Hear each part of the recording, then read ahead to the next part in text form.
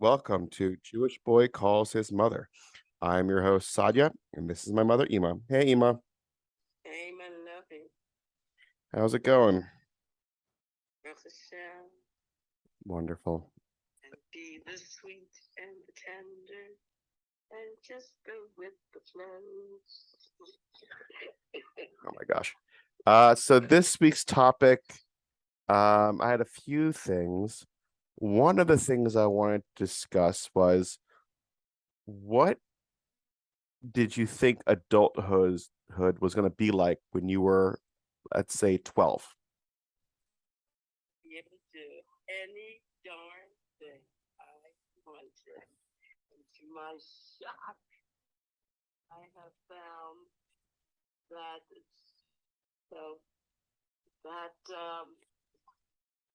not that way. Yeah, That is one of the shocks of life, that when you're a kid, you think, I'm an adult, I can do anything I want. And you become an adult and you realize that the only thing that being over 18 does for you is it gives you the legal right to mess up your life as much as you want. exactly. There's no such thing as a free adult. Everyone's got to pay the piper somehow. Yes. Yes, yes, yes.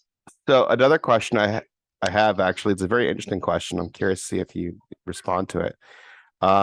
What crime would you stop and it could never exist again? But in order to stop it from ever happening, you would have to commit that crime. God. I cannot answer that question, man. No, go ahead. Just think of something. You got time. You could always try. Cannot answer that question. I'm sorry. You could Because I was thinking in terms of, God forbid, sex crimes, but I would, God forbid, never ever do anything like that. God forbid. So maybe like, what about stealing or lying under oath? Well, there's no reason to lie under oath because you can always use the Fifth Amendment. Rather than lie, you can just say, I refuse to answer the grounds of the Fifth Amendment, using my Fifth Amendment right. So I don't understand. I don't understand people lying. Yeah. Nobody really has to lie in the United States. I guess. You really don't have to. I can always just use the Fifth Amendment rather than lying. Okay. There's no reason to really lie. And quite honestly, lying, lying never does any good except for like on a personal level. You know what I mean? Yeah. If you and like in personal relationships, you don't have to tell like your friends or your close family the full truth about themselves. It's not going to serve any useful purpose except to alienate them. Yeah. So you don't do, but in a court of law, when it comes to actual legal matters, then there's no reason to lie. Okay. All right. Well, I how was your week? I wanted to go into the other topic. Sure. To you. Okay, I know we're going to open up a whole can of worms here, but I think this is what a lot of from parents feel the same way I do. Only they're not coming forward and saying it. Yeah, because they're scared. That is okay. Here's my catch. Yeah. The other week, this woman who's part of like a woman's group was telling us that her son, who's a good kid, never did anything wrong, a really innocent good kid, that this yeshiva, she didn't know about this. She says that she doesn't know if she accidentally signed the paper giving permission, because she said in the beginning of the year, she got a bunch of papers, she just signed them, and so she didn't know if she really gave permission to this, but the yeshiva said that they were going to do random drug testing, and anybody found positive was going to be automatically expelled. Okay. So her son, since this is random, was called into the office, given a cup, and told to go to the bathroom and fill it up. Mm-hmm. And he was embarrassed beyond words. Now, look, quite honestly, I think our yeshivas should concentrate on teaching skills in Hebrew, skills in, Judaica learning, skills in Hebrew language, which is sorely lacking in a lot of schools. There is no reason, K through 12, preschool through 12, that Hebrew language shouldn't be done every day on a daily basis for at least a half an hour. If our yeshivas were to do that, by the time our children go on to either, higher yeshivas or graduate 12th grade, whatever the system is, they would be totally bilingual. They'd be totally fluent in Hebrew. Concentrate on teaching our kids skills, which is what you're paying for, and get your nose out of our private lives. I mean, there's no matter what the level of observance is in a Jewish home, whether or not they have a TV, whether or not they have internet, whether they keep kosher, whether they keep Shabbos, is none of their business.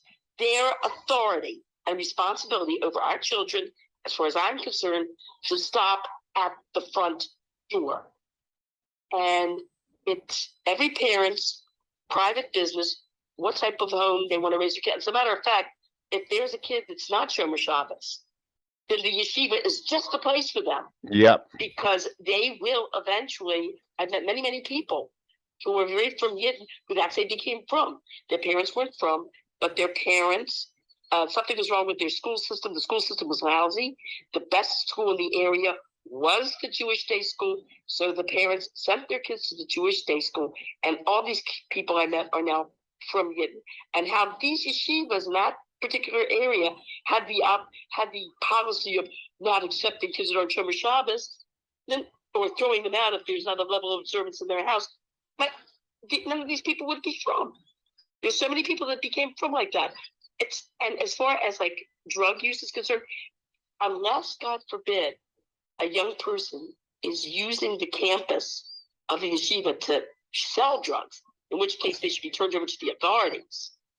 If they're a drug user and the yeshiva suspects that there's certain behaviors they're showing, which would indicate that they're a drug addict, then the yeshiva's only obligation would be to contact the parents, tell them, listen, we've been seeing XXX, like this behavior in your child. We suspect there's a possibility of drug use, and we suggest that you take him or her to your private physician and let the parents handle it through their own private medical services. But they're not going to do that because they're lazy and scared. They want the schools to take care of everything else for them. They don't want to do their job. Business of the nanny school. Our schools should not be in the business of being nannies. Our schools should be like I said, in the business of teaching good learning skills to our kids and just butt out of our private lives. I can give you examples of things that really irritated me. Where would you believe? You're not gonna believe this. A rabbi called somebody I know, a rabbi who's in charge of a school, called a friend of mine and had the nerve to say to her, "Don't you think you and your husband should start using birth control?" A rabbi said that? What? He was a principal of a school. Oh. What the heck business it up is to butt his nose into a private matter that should be between a husband and wife? That sounds kind of weird. Then there was one of your sisters that called into the office one time. Why? Not that they saw her, but they heard a rumor that she went to a function at a shul wearing a skirt that was a little too short. They heard this. And she said to them, she looked at them and she said to the principal, "What are you doing listening to Lashon Hara?" Mm-hmm. Well, they don't care. Right back to them. They don't care. They're all a bunch of hypocrites anyways. They don't care. What the heck business of theirs? And this businessman, one time, one of the schools knows about, they don't want their students going to, I'm not going to name the establishment, but a certain kosher restaurant in Baltimore that they don't want them hanging out there. That if they want to order something, they should go pick up their order and leave. What business is it of yours to tell our kids where they shouldn't or should not go when it's after business hours and when it's after school hours. Because that's what they want in their lives. They want that kind of control because they're too lazy or scared or weak to do anything. They need someone else to tell them what to do. Well, I think, and a lot of people, this is also going on, by the way, in the public school system, whereas you see in the news, you have a lot of parents and a lot of public school systems that are also saying the same thing about, will you please stop propagandizing our children with your woke and your political philosophy and just concentrate on teaching our kids the actual learning skills that they need to succeed in life. Yeah. It's just, I don't know. You always, I remember you telling me that when I grow up and I have my kids and blah, blah, blah, blah, I can at least have that control. And I'm getting older. I'm realizing that's not true. That's not true. You have so many other factors and so many other things you have to walk around on eggshells with. You have to I don't know. I'm whatever. There's nothing you can do about it. I think if enough parents would speak up about this, I think the schools would respond in a positive way and back off. Yeah. I don't know. It's just whatever. I get annoyed. Also, I think there's an ego thing that's going on here, like as to like the holier than thou syndrome. That if we can have a school where everyone follows this lifestyle, then we can, let's put it this way, we can feel like we're big shots. I guess it's like I know and TA was really trying very hard to compete with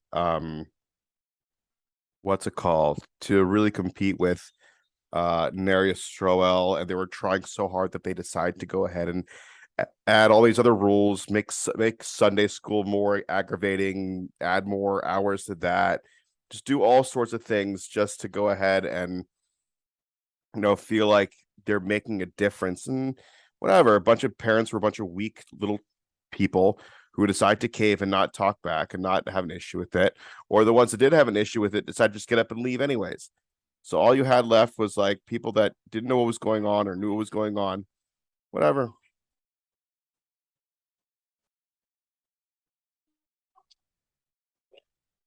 Remember the golden rule. He who has the gold makes the rules, and as you're handing that $1 million check, Yeah, Emma, that's a lie. That's never going to happen. yeah, you tell them these are the changes I want to see. Yeah, I don't care. It's never going to happen. Doesn't matter. I'm just going to go ahead and just deal with it and then wait for everything just to end. It is what it is. But whatever. But yeah, I don't know. I could go on for hours talking about it, but I've had such a long time. It's been so long since I've graduated high school, and I just don't want to deal with it anymore. Like, there's always going to be a school that's going to have all sorts of problems and all sorts of extra rules and all this stuff, like just ruining a kid's day. And there's nothing the parents can do about it because it's just like, what other options do you have? First of all, they're not doing us any favors. Secondly, they are actually they're actually turning off people to get, not people, kids. They're actually turning off kids to Yiddishkeit by something like this. Yeah, of course they are, but they're not going to go ahead and admit that. They're not going to go ahead and say it's a problem. They're going to blame the other person. They're going to blame everyone else. They're not going to take responsibility for their own actions. That's not what's going to happen. Well, I think if the parents would point it out to them and speak up, you might see a difference. Not really. Not really. And they're not going to speak up. They're not going to speak up because they're weak people and tired people. They're not going to do anything about it. I just spoke up. Interesting to see if anybody else agrees with me. It's not going to happen. It's not going to happen. I'd be shocked. I'd be shocked if I'd see tons of people in the Baltimore Jewish community that actually have a real problem with the way the schools are being run, with all the ridiculousness, and they're actually going to stand up. They're not. I haven't seen it. I haven't seen it. Everyone just takes it and then lets go and then moves on. That's it. That's it.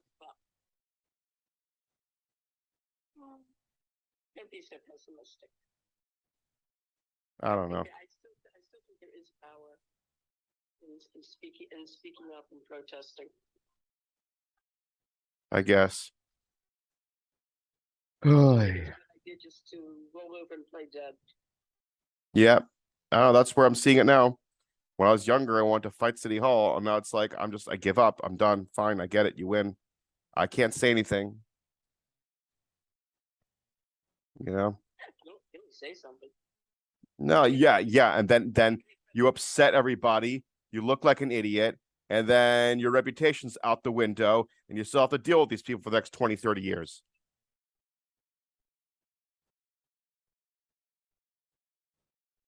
I don't know. Here I am, the older person who's encouraging action, and you're the younger guy. You should be the one who should be the energetic one. Ema, I don't know. Action. Yes. What happened to your youthful energy? Or I don't know. has middle age hit you? I'm still waiting for middle age to hit me. Yep. I guess. Jeez Louise. My left knee starts hurting me.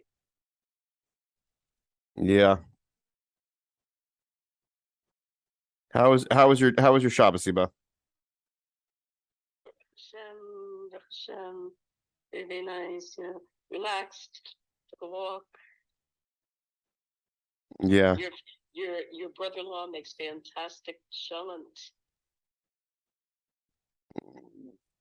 I think it's because he's a Kohen that Kohanim have something in their genetic makeup where they know how to roast meat just right.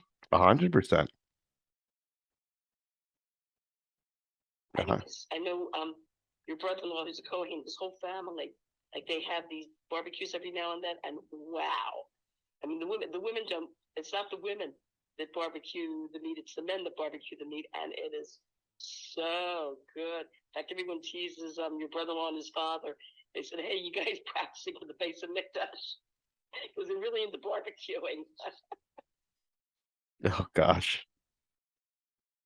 Hey, I have a question, but when did you start realizing that you weren't part of like the young hip crowd? I was never part of the young hip crowd. I know, but you know what I mean. You know what I mean. I always knew it. Because the young hip crowd used to call me names. But okay. Besides me, even when I was in elementary school. So I always knew it. Yeah.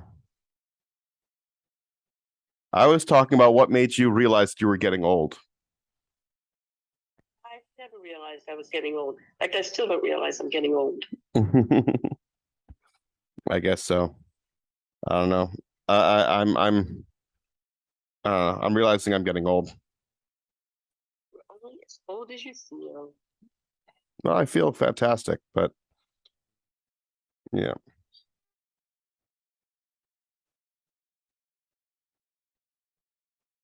Yes. Jeez Louise. Time I realize I'm getting old. Every now and then I look in the mirror and I just ignore my wrinkles and my bags under my eyes. Oh, for sure. I just ignore it. Yeah. The other time was a few months after your father passed away, I get this call from the shadchan.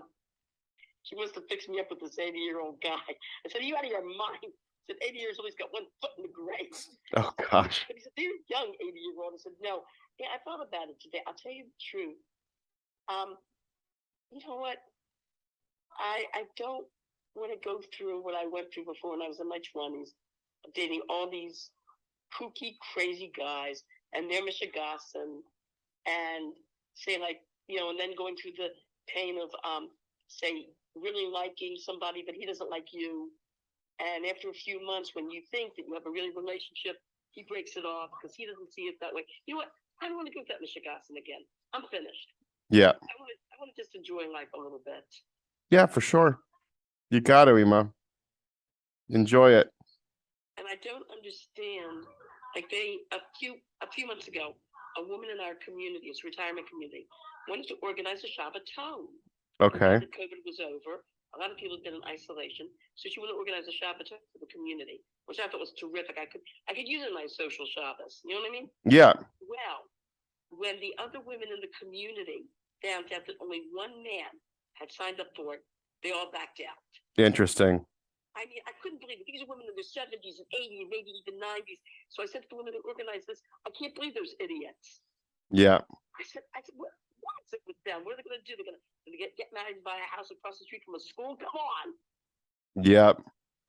Well, I mean, it's kind of funny because it's like, I guess when you're younger, it's quite the opposite, where it's like a bunch of guys, you know, are at a party and only one girl shows up. And at this one, it's a bunch of girls are at a party, only one guy like wants to show up. I mean, you want to get married, you want to start a family. I don't know where these crazy women are coming from. I don't know what they're thinking. I don't know. It is what it is. You know, some people just want to have company. Good, get a dog. I guess. I have a cat. Oh yeah, me and Ruthie are thinking about getting a cat, actually. Yeah, because we had a little mouse problem.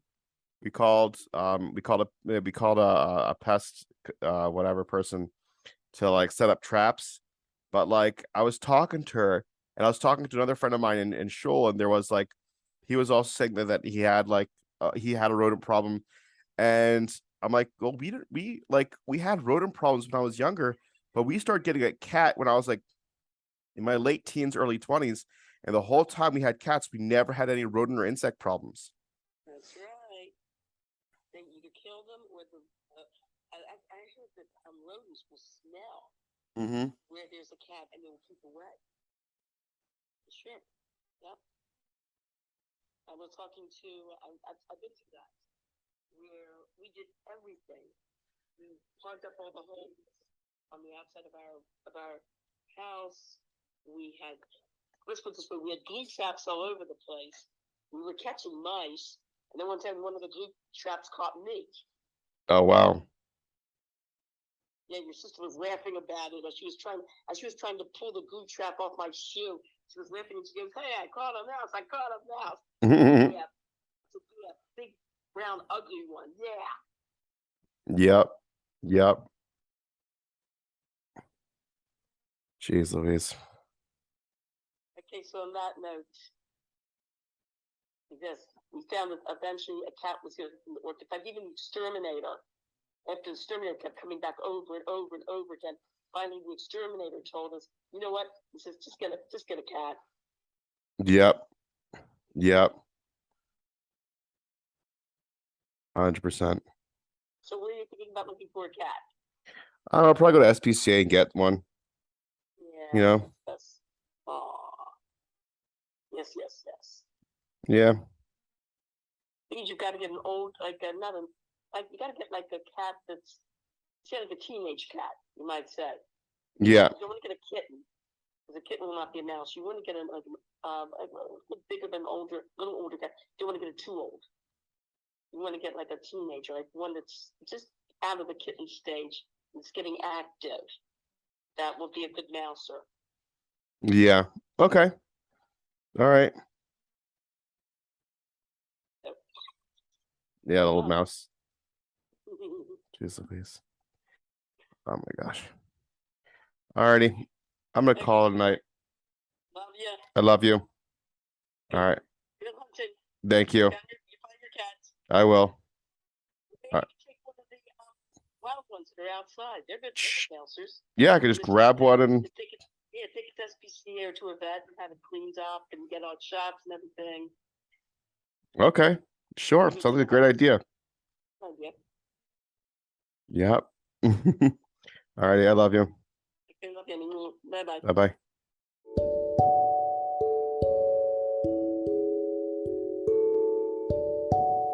Thank you for listening to this week's episode. You can find us on YouTube and Facebook at Jewish Boy Calls His Mother. I know you would like it, and my mother would too.